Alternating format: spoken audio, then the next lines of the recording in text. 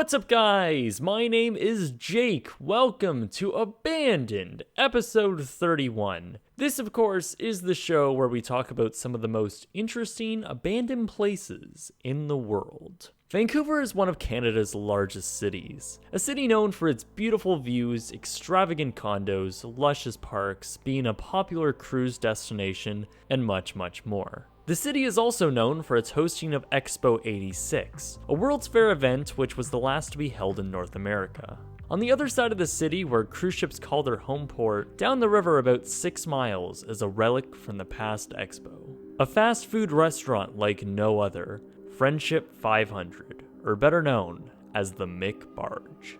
Way back in 1985, Vancouver was preparing for Expo 86, the World Exposition on Transportation and Communication. The World's Fair was set to take 160 acres of land, and like all World Fair events, multiple different pavilions and buildings would be constructed on the land. McDonald's was set to have several of their restaurants in the expo, specifically 5 of them. Most of them being the basic generic restaurants. However, McDonald's had one planned like no other. Designed by naval architecture firm Robert Allen, McDonald's was building a 2-story floating restaurant called Friendship 500. The reason why it was given the 500 name was because it was the 500th McDonald's restaurant in Canada. Though technically it wasn't the only floating McDonald's in the world. Even though dates are a little skewed, sometime in the early 80s, the fast food chain opened a riverboat restaurant in St. Louis. And sometime in the early 2000s it later closed. With $12 million collectively being spent on all 5 new restaurants, Friendship 500 was launched and taken upriver to serve guests of Expo 86. It was rumored though that the final cost of Friendship 500 was around $8 million. Along with the fair, the McBarge opened in May of 1986. It was 187 feet long, featured 2 stories of dining areas, and was able to seat around 390 people. Friendship 500 was located on the far west portion of the fair, anchored adjacent to the Malaysia Pavilion. People absolutely loved the restaurant, and collectively throughout all the other McDonald's restaurants in the expo, it was one of the most popular and profitable. In fact, throughout the entire fair's run in 1986, the restaurant had sold more hamburgers than any other McDonald's restaurant in British Columbia. This was probably because of the design to this floating restaurant just being so unique. Its early to mid-80s modern design was eye-catching enough, along with the fact that it was on the water. The interior was also something to be desired, as it was a new look for the fast food chain, with wood floors, framed art, and plants throughout.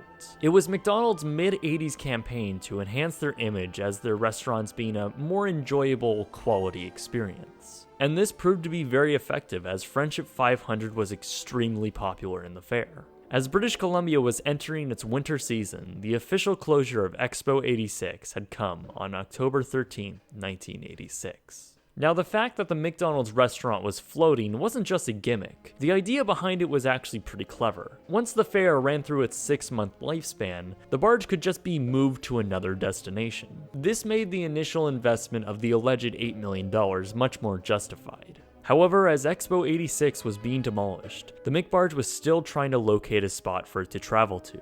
And as 1987 came in, Friendship 500 continued to anchor in its original spot, closed. Even though McDonald's had negotiated a 40-year lease, Vancouver's City Council denied McDonald's request to continue operating post-Expo 86. McDonald's continued to search for new potential places to dock the barge, however to no avail. As all of their proposals were turned down, the barge continued to sit in the former Expo 86 location for another 4 years. Keeping the barge there closed cost the company around $150,000 a year just in maintenance expenses. The former fairgrounds land was eventually sold to developers, and of course, they wanted the barge gone. So in July of 1991, McDonald's had given up fighting for the future of the barge, and now had to find a place to dock it while it was in limbo. So Friendship 500 was taken up and around Vancouver, down the river, and anchored offshore in the Burrard Inlet.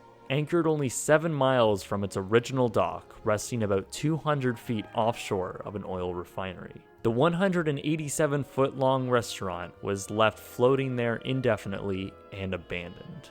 Despite the rapid deterioration of Friendship 500, it was still considered to be an asset and was soon sold from McDonald's to several new owners. Despite this though, the vessel remained untouched and abandoned for years. Other than the removal of the interior furniture and some fixtures, the interior of the restaurant remained untouched. It wasn't until 2003 when Marvel and New Line Cinema had rented the barge as a filming location for their upcoming film, Blade Trinity.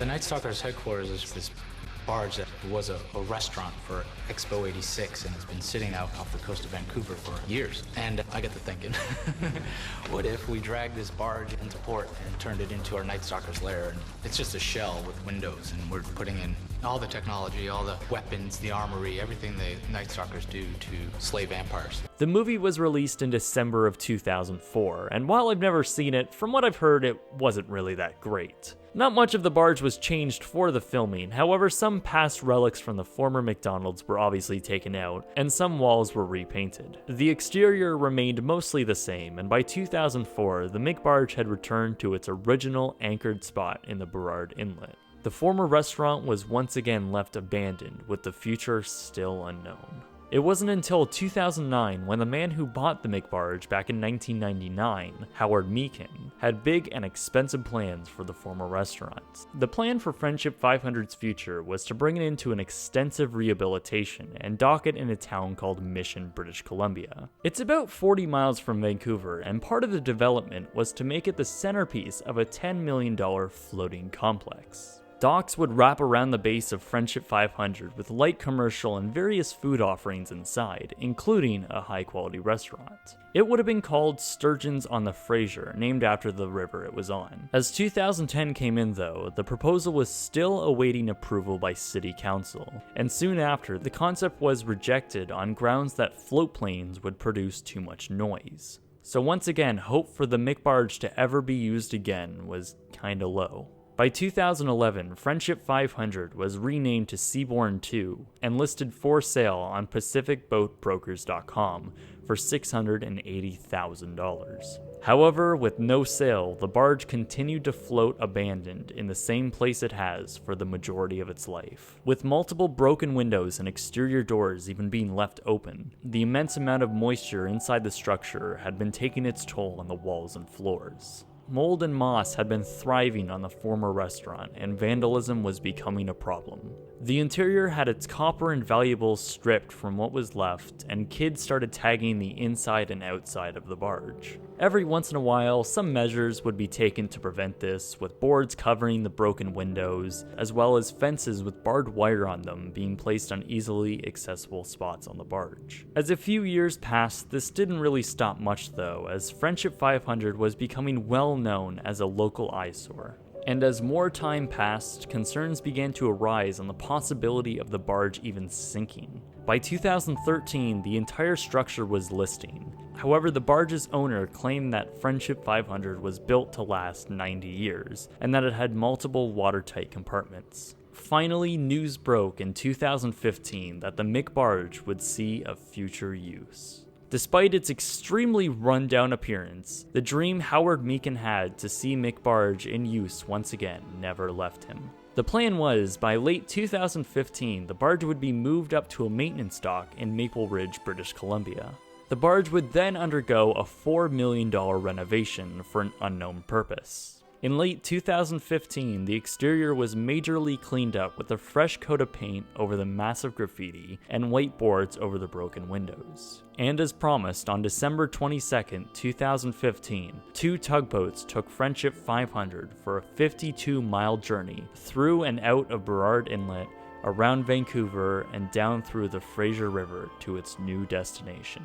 The new purpose of the barge, though, remained unknown, as Howard had signed a non-disclosure agreement. The only information the public was given about the project was that it would be ready by 2016, but they never met that deadline. So what is the status of it now? Well, as early Q2 of 2017, Friendship 500 is still docked for renovations. Most of the interior has been gutted, but work seems slow overall. I actually have talked to an individual who is involved with the renovation and confirmed to me that the project is still waiting for the necessary funds. As for the original Expo 86 point the McBarge was docked in, well, since 1991, the land has now become a mixture of parkland and condominiums. I mean, of course, it's Vancouver. McBarge was an icon of Expo 86. It was loved by thousands for its unique features and forward-thinking design. It spent 28 years abandoned, 24 of which in the Burrard Inlet, aimlessly floating with no real future. Thankfully, a plan had been set to have this historical, unique icon saved. It's pretty rare to see something that old and deteriorate to the point it was at and still be saved. Even though the future seems unknown for us, I truly believe the man behind its future really does care about preserving this icon. Maybe it'll be a museum for Expo 86, or maybe it will return to a restaurant. Who knows? Maybe it'll be a ball pit. A ball pit. You want it to be a big floating ball pit? Yeah. I'd like to thank Audible for sponsoring this episode of Abandoned. Since I was making the episode on the McBarge, I figured I should go out and watch the new 2016 film The Founder, which tells the story of Ray Kroc, who deliberately took control of McDonald's and turned it into a corporation behind the back of its founders. It's a pretty great film, and I suggest you go watch it, but afterwards I found myself wanting to look into it more. So right now I'm listening to the audiobook Ray and Joan, the man who made the McDonald's fortune and the woman who gave it away. It's written by Lisa Napoli and explores the story between the two people and the relationship. It's pretty interesting and I suggest you go check it out. But if you're looking for something a little different, Audible has a huge and vast selection of audiobooks. So if you want to go check out what they have to offer, go to audible.com/BSF. Once you use the code, you can start your 30-day free trial. It's a service that I legitimately use and believe in. So when you're supporting them, you're in return supporting Abandoned.